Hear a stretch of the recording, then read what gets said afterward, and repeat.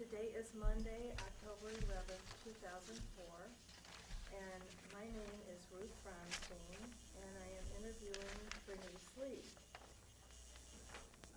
Bernice, we can start out by just giving us your full name. Okay, it's Bernice Kamesar Lee. And I was born in Milwaukee in 1922. In Milwaukee, Wisconsin, and I've always considered myself the luckiest person who was ever born, because it starts with my parents, because they were the most perfect parents for me, and because they were new immigrants, poor new immigrants. I felt as if I vicariously had lived life in the shtetl and understood the whole Eastern European Jewish history and mentality, and also understood what happened, as my father said, when he came with only 10 fingers to this country and was very successful. Then apparently your parents talked about their life in the old country. They didn't really. I think it's similar to other people of my generation who regret that they didn't question their parents more about their background. No, they never purposely did it. It's just something I picked up. You absorbed it by osmosis. That's right. And also because of all of their landslide, all of the people who came from the village or surrounding villages, who were became our extended family, because we had no relatives here except my father's brother.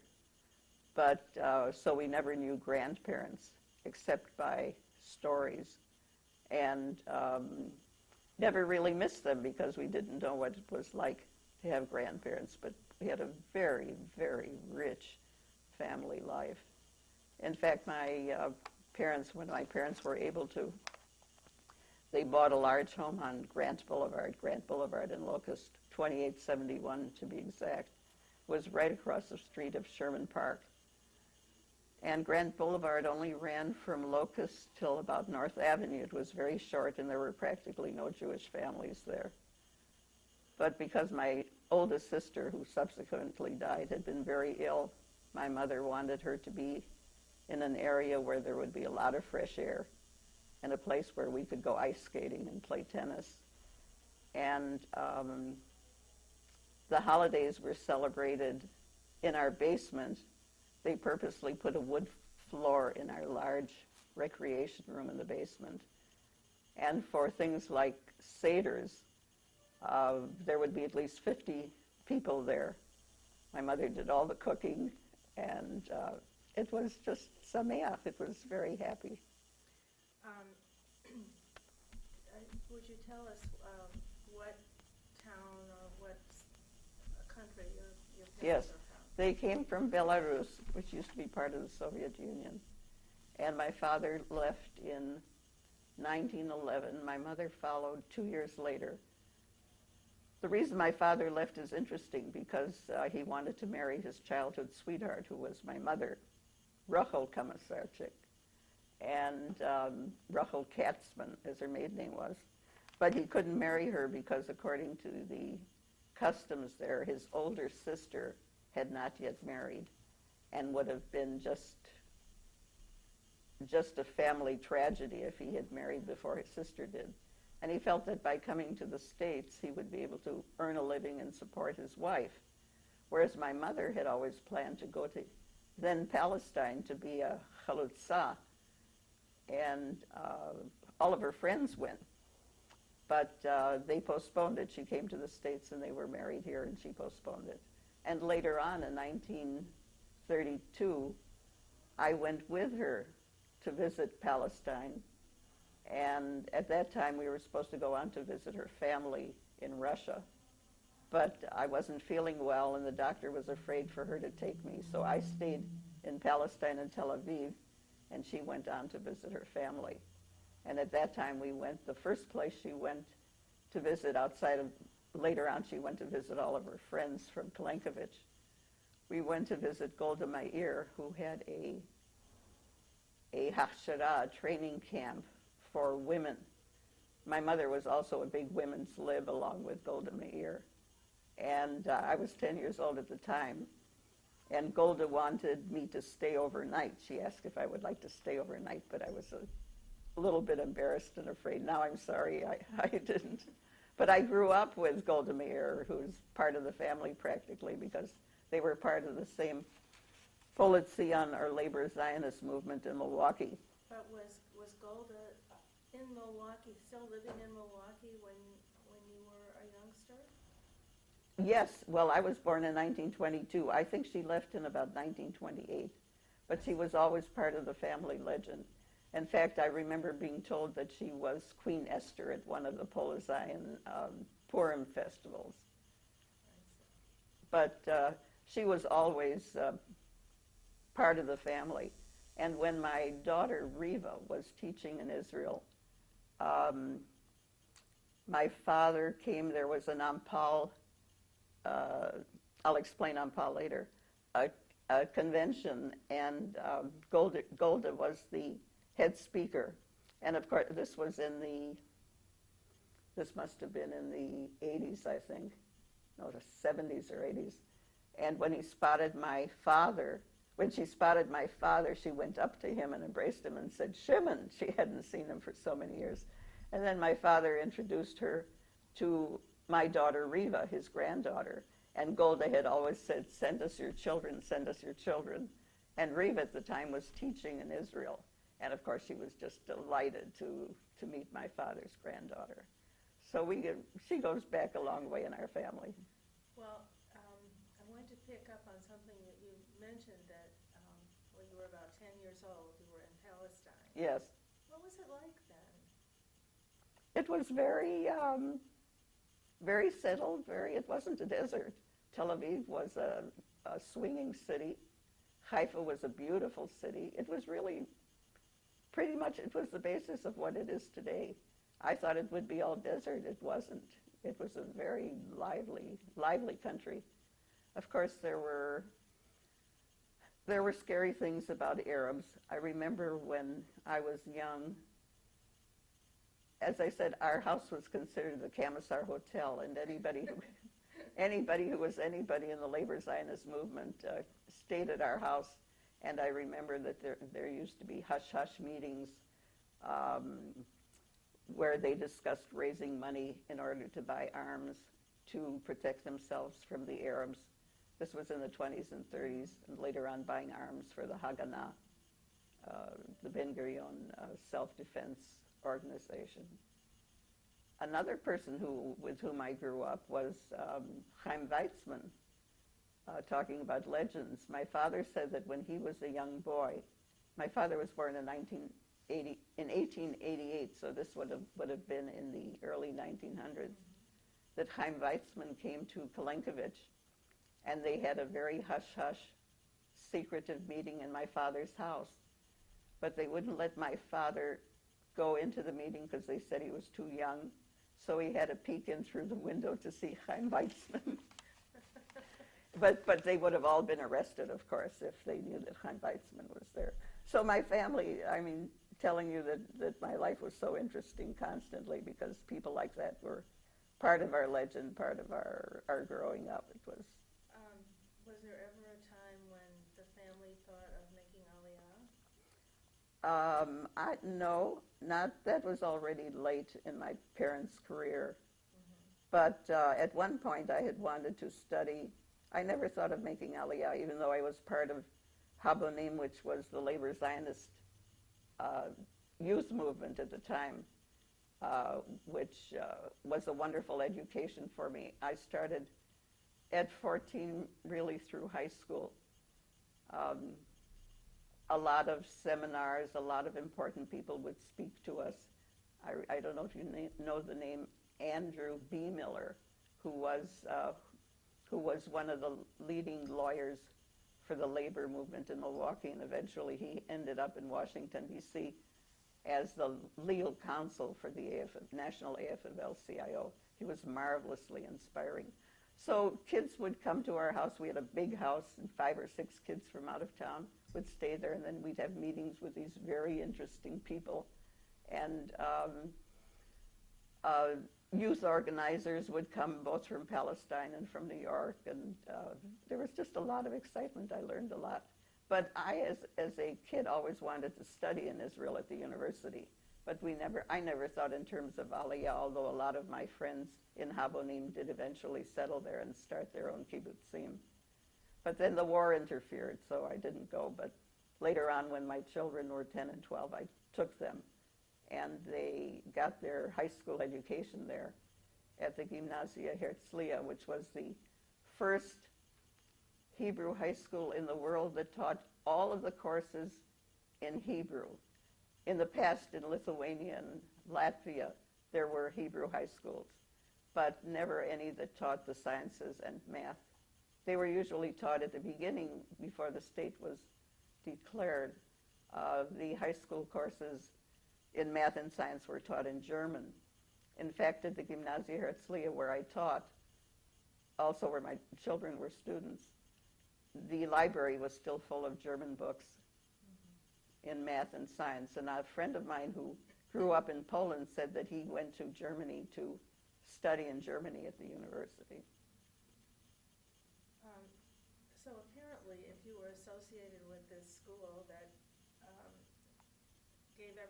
had everything in Hebrew, you and your children were fluent in Hebrew. Well, yes, we did. My children became fluent. When we first got there, as I said, they were 10 and 12. They went to a children's village. My son Mordechai was delighted to go because there were animals there. And within, everybody had told him, oh, on the ship going over, you won't have any problem learning the language. But it was tough for them, even though in retrospect it was only about 3 months before they were able to speak. And of course I went there to an old pond. I was never proud of my Hebrew, but it got me through life. I remember one time at a teachers' meeting at the Gymnasia Herzliya, the principal said to the other teachers, "Would you please listen to how she speaks Hebrew?" And I was just taken aback. Well, did you know Hebrew before? No. Well, I had studied. I had taken private lessons, and I took some courses at the university, but it wasn't worth very much. But mostly I learned at an old pond, which is a very good system for learning a language. But the children, to tell you about the standards of the studies at the Gymnasia Herzliya, both Mordechai and Riva, my daughter, were admitted into the University of Wisconsin in Milwaukee after only 3 years at the Gymnasia. So instead of the full 4, but they had enough credits and enough subjects so that they were accepted here at the university. So are all of you still fluent in Hebrew at this point? My daughter is extremely fluent. She's been teaching at a all-day Hebrew school. And she had a very prestigious job she's living in St. Paul, and she had quite a prestigious job at the Minnesota Finance Housing Committee or something like that. But after she had her children, it became so difficult. Everything was hurry up and get dressed, and hurry up and go to school, and hurry up and eat. And I said to her, "Riva, you can't raise your children like that." So we started looking for a place for the children to be during the day. They were quite young. I was very unhappy with their daycare. And we went to the Talmud Torah in St. Paul, and as soon as we opened the door, we said, that's it. And as a result of sending her children there, eventually, after about a year, she resigned from her position and took a job as a teacher of English and Hebrew at the Talmud Torah. And it turned out to be a marvelous assignment for her. First of all, she was in the same building with the children. And what she has learned there and what she has given the school has been just a perfect fit for her. So she's still there. Okay. Let's kind of go back to your childhood and growing up years. Did your family belong to a synagogue?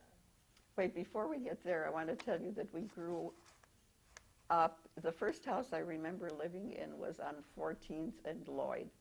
It was a very nice duplex.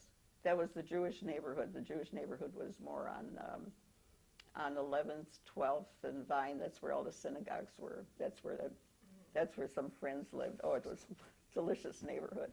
At any rate, we lived about. My father had a slaughterhouse on 14th and Lloyd.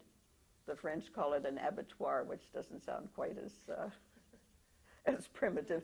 Sometimes. A kosher slaughterhouse?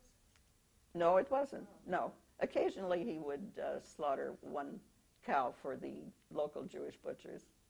But, and we, as I said, we lived about 3 or 4 doors away. I was just a little kid, kindergarten and below kindergarten. And my friends and I used to love to look in the windows and watch them slaughtering the cattle. And everybody wondered, how could you do it? It was so horrible. It was so bloody. We didn't think so. It was interesting. And my father, the reason I'm telling you this, because I think it's an important part of Jewish Milwaukee history. He started out slaughtering a few cattle a day. And eventually, by the time World War II came, they were processing about 100 cattle a day. And those cattle were fed the armed forces during World War II, along with the other small meat packers in Milwaukee. Now, the small meat packing industry in Milwaukee was almost, in a sense, monopolized by Jews from the shtetl. There were about 6 or 8 families who had small meat packing plants. And I think even John Gerda, who is the Milwaukee historian, doesn't know about this. But I've always meant to call him and tell him, because I think it's very significant that it was the small meat packers of Milwaukee, the Jewish meat packers, who fed not only the community. I remember the Colds, the original Colds, used to buy meat at our plant. And but Cudahy and Plankinton and Armour were the big companies, and they couldn't even process enough meat for the armed forces. But names like, I purposely want this in the record, names like Peck, Siegel, Resnick, Zitrin, Luck, all of those were Jews from the shtetl in Eastern Europe. And they all started out as my father did. He would go out into the country and he would buy a cow from a farmer who wasn't sure if it would make the market. It might have been a little bit lame or a little something or else. And my father had a very good eye for cattle. In fact, when he was older and buying cattle here, he was considered to be one of the finest cattle buyers in the Midwest. He used to say he could look into a cattle's eyes and know exactly how it would dress out and if he was a good cow or not. And he bought cattle.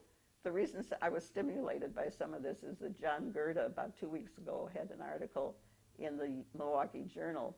It was on a Thursday about the stockyards in Milwaukee, which I guess now is no longer in existence. They're tearing it down. But my father used to buy cattle there, and he also bought cattle in Omaha and in Chicago. And later on, my brother Armin, who got a degree at Oklahoma A&M, he became a cattle buyer also in Chicago and ran the plant. So this whole history of Milwaukee Jews, and I think all of them probably, my father said his reward for bringing the cow into the village was he got the tail, and he sold that tail, and he said he always had a few kopecks in his pocket that he could help out his brother. So that's the history of the Milwaukee Jewish community. Was that, yeah. That his only occupation from the time he came Yes, here? he came in 1911. He came from Galveston, Texas, interestingly enough. Is that part of the Galveston Project? That I don't know. But he didn't come through Ellis Island. Because it's very unusual to hear of somebody who came from Galveston. Oh, yes. Yeah, going through Galveston. Right. And then he came to Milwaukee because he had a friend here. And he started working in a butcher shop as a helper. And then later on, he opened his own butcher shop and gradually developed from there. And we were always very comfortable. Oh, and he used to say that he knew how to please the housewives because he remembered what kind of meat they would like. And I think his butcher shop must have been a lot of fun to go to. Did your family keep kosher? My mother did at the beginning, but then later on, as she had more children and help in the house, that it became very difficult with the help in the house to keep kosher. So after a while, she said, the heck with it, and didn't bother. Although it's interesting that my father was in the meat business, and of course he always brought meat home. But at the end of her life, the last year or two, when she was quite invalided, she said, I want you to buy, and we weren't buying kosher meat. But she could only eat kosher meat at the end of her life. That old childhood thing came back, the thought of it not being kosher. But otherwise, I see. she was able to eat it, yeah. Well, let's get back to my Okay, question about sure. the synagogue. Did your family belong to a synagogue? My family belonged to the original Lubavitch, not the Leibowitz now. It's the original Lubavitch, which was, I think, on 11th Street. I remember going there, and then it became Beth Israel on Teutonia Avenue, that magnificent synagogue. It's now a church, but for many years we went there for services, and later on they belonged to Bethel also. Was the synagogue an important part of your family's life? No, I would say we were more ethnic Jews rather than religious Jews, political Jews.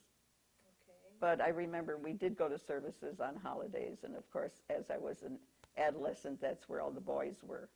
So we spent more time outside of the synagogue on the streets. Yeah. Tell me about your Jewish education. I went to when I was in grade school, and I went to 38th Street School, 38th and Clark. I started going to the Volksschule, the Yiddish Volksschule on 11th and Vine. I hope Paul Melrod spoke to you about that school because his father had taught there. And after school, I would go across the street, and for a nickel, there was a little factory making potato chips. And I'd get a bag of potato chips, and they were wonderfully fresh, and everyone envied me because nobody at that time had a nickel to spend for potato chips. So I would share them very reluctantly. And then I took a streetcar to 11th and Vine to the Volksschule, and when people would ask me where I was going, I would say, oh, I'm going to an aunt's house. I mean, I couldn't tell them I was going to a Jewish school. At that time, you didn't advertise the fact that you were Jewish. Why? You didn't talk about being Jewish. And we knew it was kind of a hush-hush subject. Was that because there was anti-Semitism? Not overtly, not overtly. And we really never lived in Jewish neighborhoods. My mother was a most original woman, and she didn't feel she had to live in a Jewish neighborhood. And primarily, we bought our house on Grant Boulevard because my sister had been ill with rheumatic fever and was left with a weak heart. So she wanted her to have fresh air. I think I mentioned that earlier. And my mother didn't care about the fact that there weren't Jewish. It wasn't a Jewish neighborhood. The Jewish neighborhood now, Grant Boulevard was 42nd Street. The Jewish neighborhood was a little bit farther west. And those kids went to Steuben Junior High School. That's where the Jewish kids went. I went to Peckham Junior High School. But did you go to Hebrew school? I went, at about 14, I didn't want to go to the Volksschule anymore. And no, then I studied Hebrew on my own later on when I got to college and took private lessons. Why didn't you like the Volksschule? Well, my parents and I wanted to learn Hebrew, not Yiddish. And that was Yiddish, yes. And it was a very nice private residence on the corner of 11th and Vine. There was a lot of activity, a lot of fun. The holidays were all spent there. It wasn't religious. It was socialist Zionist. I see. And the culture was Yiddish. But then we started pressing I wanted to take Hebrew rather than Yiddish. And when my brother, who's 5 years younger than I, was about getting to be the age of 13, my father sent him to a Talmud Torah, which was part of the Beth Israel Synagogue on Teutonia Avenue. In fact, recently I became friendly with, because of the JCC swimming pool, a woman who was married to Jerome Cornfield, Dr. Jerome Cornfield, whose father was the principal of the Talmud Torah when my brother Armin was there. And my brother Armin remembers Jerome and his brothers being practically geniuses, even at such a young age. So things get tied up. I see. But I was never I was never interested in joining a synagogue or going to services, or Okay. I didn't have the patience for it, probably more than any other reason. Tell us about your involvement in agencies in the Jewish community. Well, I can't say that I was. My mother was one of the founders of the Pioneer Women's Organization, which is now called Naamat. In fact, when we were there in 1932, we went to visit some of the. It wasn't Naamat then; it was the Pioneer Women. We went to visit the schools. They had schools for girls and young mothers and so forth. And they have continued their work and advanced it to this day. So she was very active in the Pioneer Women, and as I said, my mother was a woman's lib person, and there were a lot of hot women in Palestine and in Israel. And whenever they came to Milwaukee to talk to the Pioneer Women, they stayed at our house. Among them was Baby Idelson, who was the Speaker of the Knesset, Rachel Yanait, who was the wife of Yitzhak Ben Tzvi, who was the second president of Israel, Yehudit Simchonit, who was one of the members of parliament, and anybody else interesting who was around always stayed at our house, including the mayor of Beersheba, who was a wonderful, beautiful man. Well, that was a treat to be able to associate with people like that. Oh my gosh, it was just marvelous, yeah. Well, We got it all by osmosis, really, I'll put it that way. I wanted to, that makes me think about digressing back to a phrase you used. You said it was a delicious neighborhood. You were talking about where the synagogues were in the Jewish. Oh yes, oh my gosh. Tell me why you Because the Jewish butcher shops were there, the Jewish grocers were there. Yiddish was the lingua franca. The Rabinowitzes had a butcher shop in that area, and they lived. That was Minnie and Morris Rabinowitz. Morris and Jack Rabinowitz had a butcher shop there, and in the back of the house, they lived in the back of the house. There was an apartment, and as kids, we thought that was such an adventure to go into the butcher shop and then into the back where they lived. And of course, we were very graciously welcomed. People just welcomed each other. They loved living with each other and helping each other.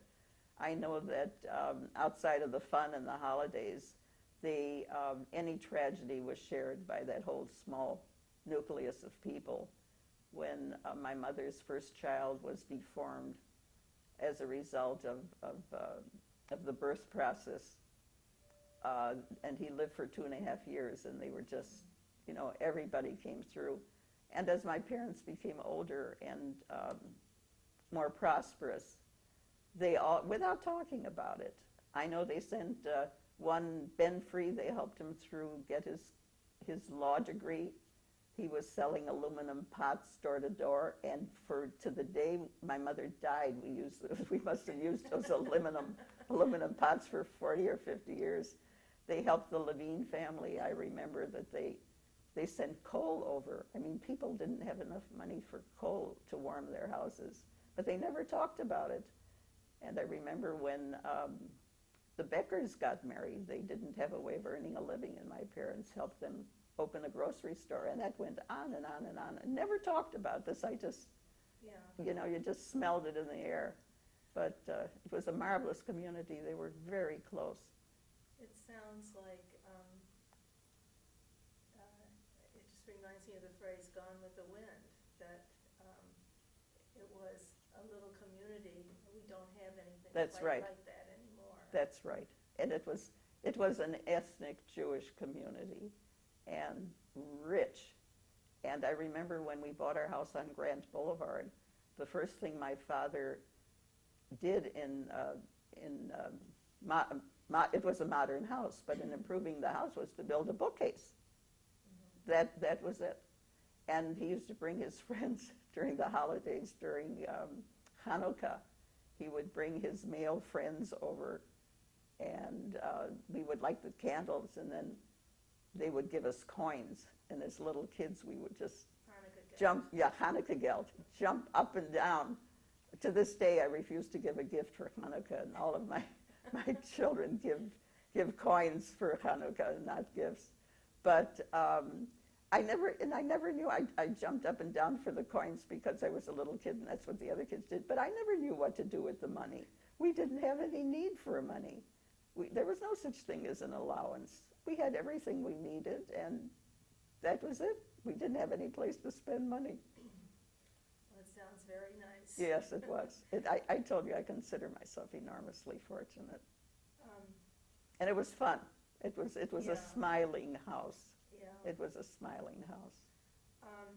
But then, as you became an adult, you were involved in Jewish Family and Children's Service? Oh, yes, I went to New York and got my degree in social work.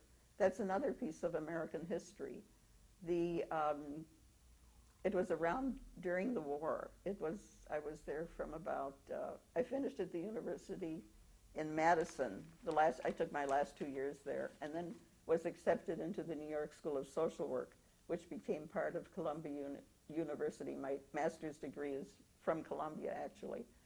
At that time, social work was just becoming recognized as a profession.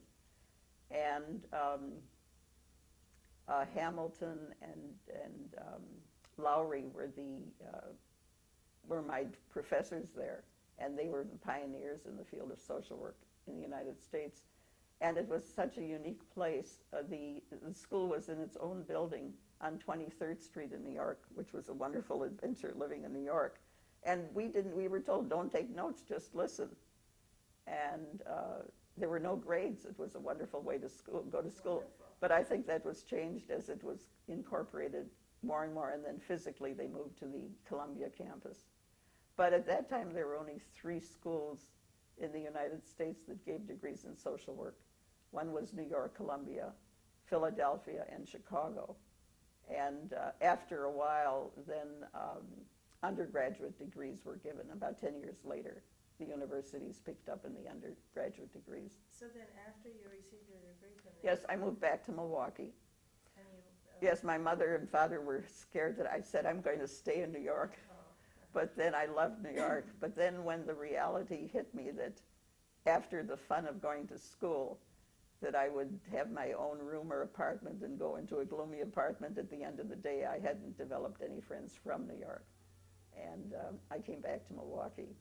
While I was in New York, by the way, derech hagav, as they say in Hebrew, by the way, when I was in New York, it was the time, I don't know if you remember, that the Committee to Save the Jews of Europe was very, very active. They had gotten a lot of the Hollywood stars, and Ben Hecht, the author, was on their board.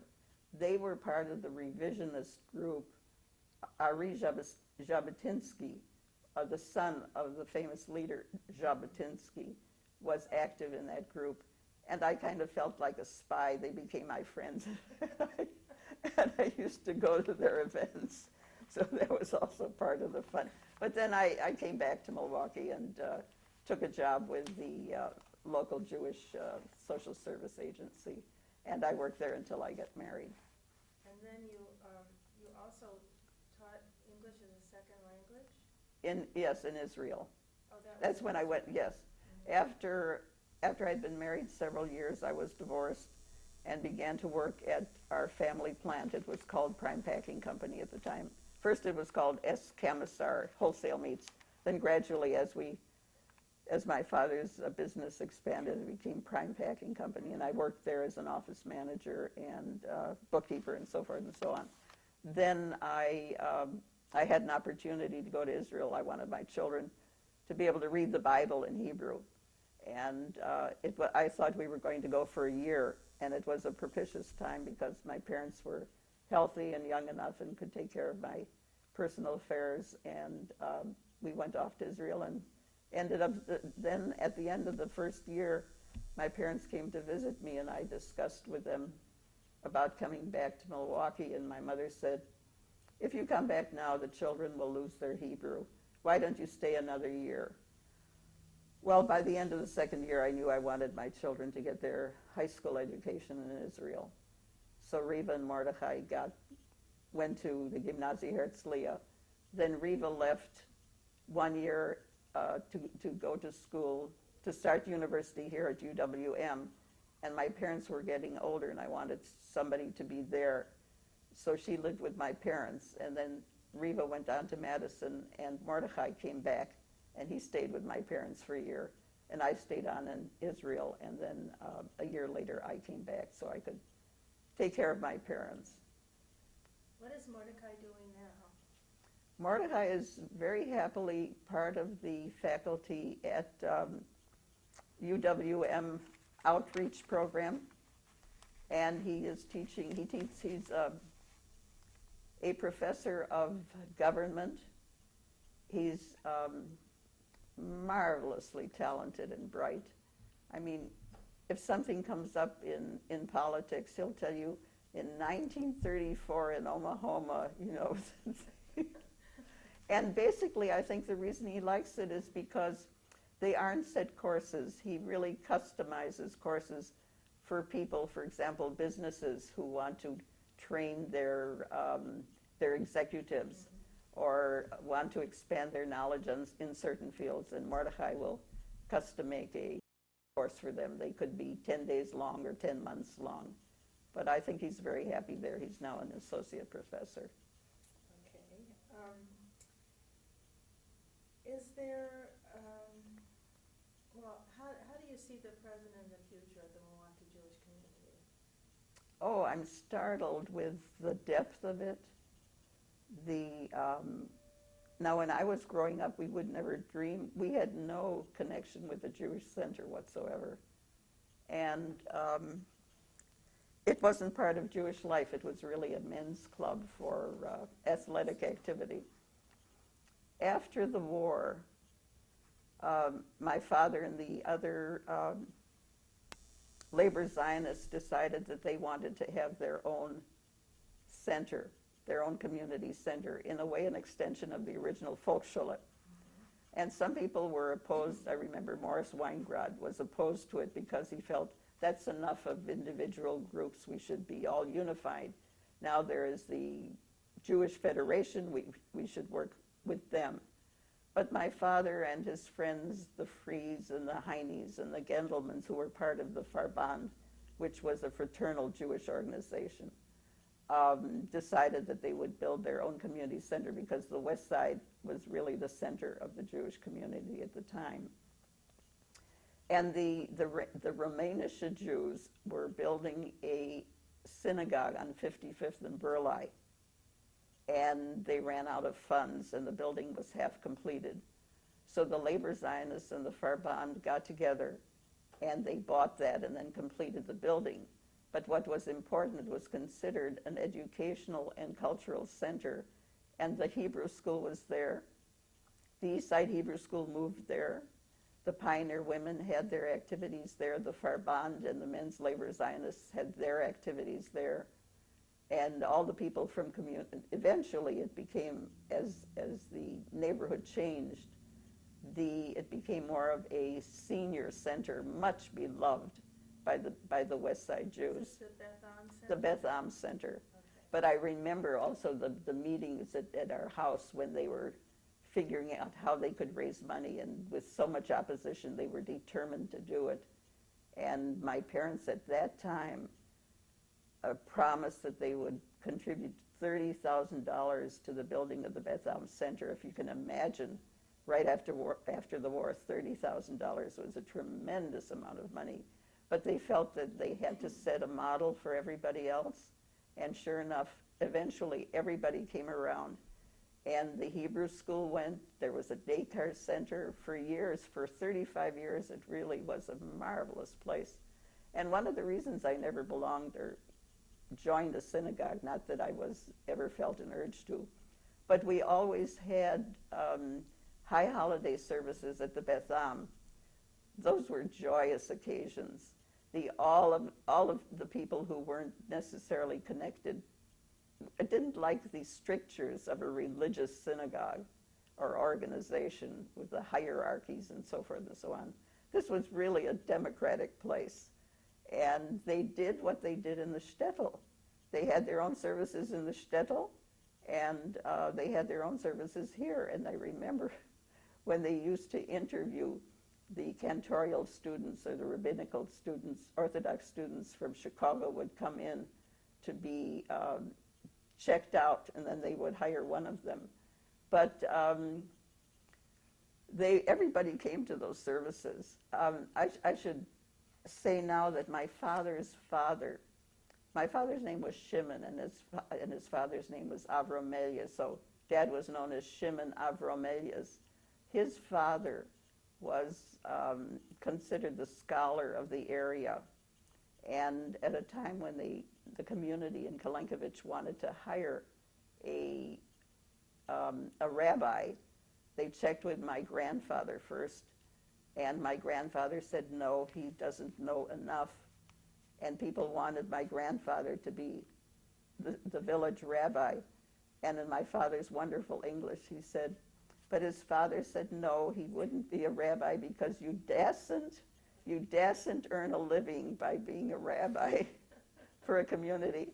So, and by the way, what my father said, that when he left Kalenkovich, his father said to him, never forget that you're a Jew. And of course, that remained with him for the rest of his life. So at any rate, coming back to these marvelous services, high holiday services, the Rabinowitz family had about 5 sons in the family, I think 5 or 6 sons and 2 daughters. And they used to be part of the committee to choose a chazan for the high holidays. And they always sat in the first row. And I liked to sit in back of them because I liked to hear what they were saying. And they were always checking where the chazan made a mistake. No, you're supposed to do it this way, not that way. And my dad and Mr. Free were usually on the bima going along with the services with the chazan. But after the Betham services, you know, that I had no interest in going to services. Okay. Is there any lesson that you've learned in life that has kind of carried you through, that you've thought about throughout your life? Oh, yeah. This is going to make me weep. You better watch it. Here we have some Kleenex here. All right. I figured I'd need my own supply. Oh, my dear. Just, my parents were the most marvelous models. I mean, they didn't have to give us any lectures. Their integrity, their strong feeling of citizenship and giving back to the community, their loyalty, in general, their integrity was just remarkable. And I picked it up. It surrounded us with all their friends. I learned how to be a good Jew, and if you're a good Jew, you're good everything else. That's true. That's very true. Is there any single thing that you're the most proud of in your life? There are 3 things I'm most proud of. One, I think one of my major accomplishments was taking my children to Israel and giving them a Hebrew education. My second one is that I was able to take care of my family, of my parents in their old age, and take care of their affairs after they died. I lived with them during the last year of my mother's life and took care of them. And the third major accomplishment was bringing a first cousin here from then Soviet Union. It was, my father had a favorite brother, Yuda. And if you remember, I told you that he used to have kopecks in his pocket after selling the oxtail. He always gave Yuda, his younger brother, a few kopecks. In 1922, after my parents were here, they got married in 1913, they sent papers to Yuda and his wife and Yuda's 2 children, a daughter and a son. And they didn't pick up on the papers. And by the time my parents went to visit them in 1933, it was too late for, you couldn't get out of the Soviet Union by then in 1932. And in 1933, And my parents were appalled at what they found in Russia at the time. People were starving. And before they left, the landslide from the community gave them $3,000. Imagine what $3,000 was like in 1933, that they had collected for my parents to bring, to give to their relatives there. And I understand that after my parents, this I found out from Shulamit after she got to the United States, but I'll backtrack a little more. They bought a cow for which they gave to my mother's family, so that she said so that the children would have at least milk and cheese to eat. The conditions were appalling. My mother left all of her clothes there, and I understand that one of my mother's dresses became the wedding gown for several of the weddings that took place. After my mother's mother, I never got into that, but my mother's father was married 3 times. His first 2 wives died, including my mother's mother, Katzman, who was his first wife. And she was adopted by an aunt who was known because she only had one arm. One had been amputated as a result of an accident. But her aunt, who was childless, and her husband lived in a big forest, which they rented from the government, and were quite well off and had their own synagogue. And when my mother visited them in 1933, her foster mother, begged her to take the Torah that they had, but my mother was afraid to take it. And it's lucky she didn't, because had it been found in her luggage, she would have been arrested. After they got back to the States, I found out subsequently that the officials in Kalenkovich confiscated the $3,000 that my parents had brought, and that one of my father's cousins was imprisoned for 5 years because he was accused of being an American spy. And there were headlines in the newspapers that my father had been a spy. Now, for 50 years, so Yuda's daughter, Sulamif, or Shula Kamesarchik, the name had been Kamesarchik, which was changed to Kamesar in Galveston. She just loved my parents, and her thought for the rest of her life was coming to Milwaukee and being an American. Meanwhile, the war came, and Stalin came, and Germans came, and they went from pillar to post. They were starving, they were wounded. But eventually she ended up teaching in Kharkov at the university as an English teacher.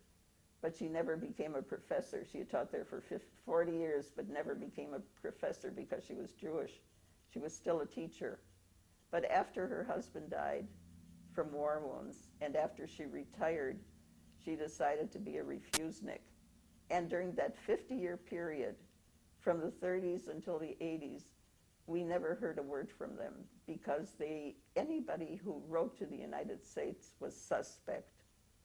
And she said once she became a refusenik, she knew anyway that everybody spied on her. Everybody in the building spied on everybody else. Because I had a very dear friend in Israel who had good connections in the upper echelons through lying and through forged papers, and somehow or other we got her the papers, and by her own wits, simply because she knew a certain bureaucrat was going to be out to lunch and that she would have never gotten that last stamp on her papers, she went to lunch knowing somebody else would be there, and believe it or not, she got out of the country and came to this country and came to Milwaukee. And she was the one who told us the stories about what happened after my parents left the Soviet Union in 1933. And her name was Sulamif, or Shula Kamesarchik. She came here I think it was in about 1988. And the way she adjusted to the United States, the way she loved everything, She began to learn French. She taught Russian literature. She taught Russian. She lived independently. And that, I think, was the third great accomplishment in my life. That is a great accomplishment. It really is. That she came here. But adding an addenda to that story, I got a call several years ago from a woman who said, "Are you Kamesar?" I said, "Yes." She said, "My mother," in her broken English, she said, "My mother told me to get in touch with you." She came, her name was Svetlana, and she came to the United States with her husband. She came to Milwaukee with her husband because her husband had an uncle in Milwaukee. And when she left, her mother said to her, "See if the Kamesars who are in the meat business are there." And she called a Kamesar who was a painter, or a painter as we used to call them. And sure enough, she turned out to be the daughter of my mother's sister's daughter. In other words, a grand niece of my mother's. It was absolutely startling. And then eventually her mother came, my mother's niece came, and I got all the background stories of my mother and her family. It's quite a story. It really Yes, is. yes. Oh, I should tell you, you'll love this story. Sulamif wasn't sure about our address. One, she wasn't afraid to write. And a student of hers went to New York and went to the public library and found my name in the telephone book. But what's interesting is that after my father died, I asked the telephone company if I could keep his name in the phone book because my brother had moved out of the city, and I just had this feeling that maybe somebody in Russia would try to find us. And they wouldn't do it. So when I mentioned it to Mordechai, he said, "Why don't you list your maiden name?" I said, "Fine." I listed my maiden name, but there was about a year's window between the time that it was unlisted and listed. And fortunately, when Shula's student got to New York, I was listed in the phone book. So he called. After 50 years silence, he called and I answered the phone. And then we wrote to each other for several years. I think it was 7 or 8 years. And we had kind of a code. We knew certain things you didn't talk about, certain things you could read between the lines. And I numbered every letter so that she would know if any of them were intercepted. But she was hounded. She was hounded by the KGB. But she lived here. She died on her bat mitzvah year in Milwaukee. She had been here 13 years and led a wonderful life. I'm sure they were 13 happy years. Very, Yeah. very. She just took to Milwaukee in the United States like a fish out of water. And that was following up my father's. Yeah. We follow up generations and fulfill the desires of our ancestors. Could you single out one moment in your life as the happiest moment in your life? The day I met my lover. Okay. And it lasted for 35 years. And was there a But I should say that the birth of my children and grandchildren. Was there a moment that was the saddest time in your life? I think losing my parents. And is there something about yourself that nobody knows that you think would be interesting to tell now? Well, I'm a pretty private person, but I don't think I have any secrets. I think I've revealed them all to you. Okay. And how would you like to be remembered?